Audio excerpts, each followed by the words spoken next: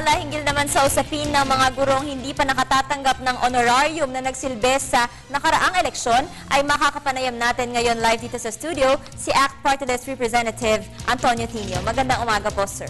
Magandang umaga po sa inyo. Yes, sir. Kanina po ibinalita ng aming kasamahan na meron daw po mga guro sa Maguindanao in particular na hindi pa nakatatanggap ng honorarium. Ano po ang reaksyon ninyo dito? Marami rin kaming natatanggap ng mga ulat mula sa mga teachers mismo sa iba't ibang probinsya, hindi lang sa Maguindanao, no? Yes. Actually, all over, Luzon, Visayas at Mindanao. Mukhang epekto ito nung skema na inadapt ng COMELEC ngayon sa pagbabayad.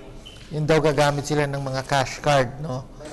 Unfortunately, sa halip na mapabilis ay na-delay para sa maraming mga teachers yung pagtanggap ng payment.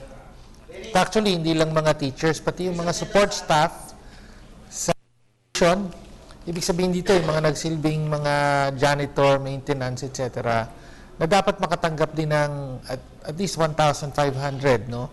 Hindi pa rin sila nakakatanggap. Yes, sir. Gaano ka-widespread po ito at itinala niyo po ba kung ilang mga guro ang apektado? Mahirap din masabi, no? Basta malaganap sa iba't ibang bahagi ng Pilipinas.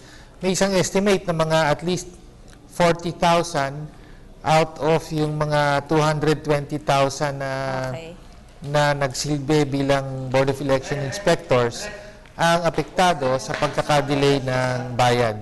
Yes, Representative Tino, ano naman po ang mga akbang na ginagawa ng ACT Party List para po matulungan itong mga kasamahan nating guro?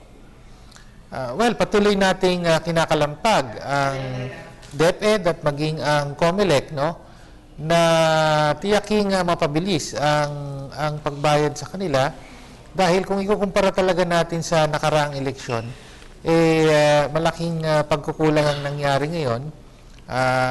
Halos 2 linggo na ang nakalilipas ay hindi pa nababayaran, no, kumpara nung mga nakaraang eleksyon na may practice pa nga noon 50% pauuna na yung bayad bago pa mag-eleksyon, tapos kukumpletuhin na lang yung payment on election day o pagkasoli ng mga election paraphernalia. Ngayon, umaabot pa ng 2 linggo, kaya talaga, no, hindi talaga ito maganda para sa mga nagsilbi sa eleksyon. Sir, will you get a deadline po or will you give a deadline sa COMELEC para po ibigay itong lahat ng nararapat para sa mga gurong nagsilbing BEI? Well, first of all, we want an explanation from COMELEC. Ano ba ang dahilan kung bakit na-delay ito? Dahil nandiyan na naman yung pera, no? Pangalawa, in terms of deadline, as soon as possible, kailangang ma-release na ito. Yes.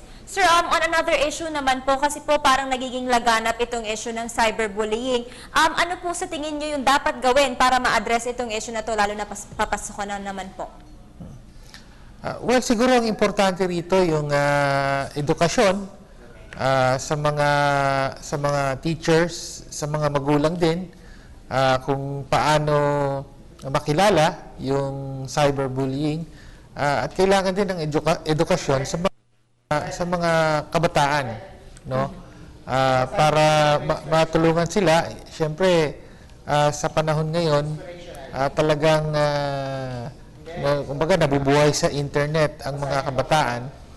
Dapat matuto sila kung paano rin umiwas sa pang-aabuso sa iba online at kung paano protektahan ang kanilang sarili.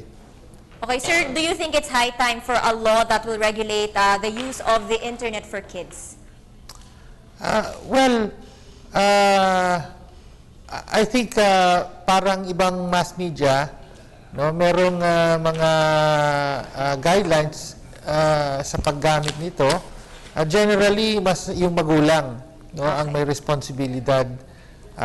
Yung yung parental guidance, hindi lamang yan pang television o sine, kung hindi para din sa internet. So siguro I think mas ang importante rito yung education, no, ng all parties concerned, from the children to yung mga parents and mga teachers, no, na nangangalaga sa kanila. Okay, maraming salamat po, Alliance of Concerned Teachers Representative Antonio Tinio.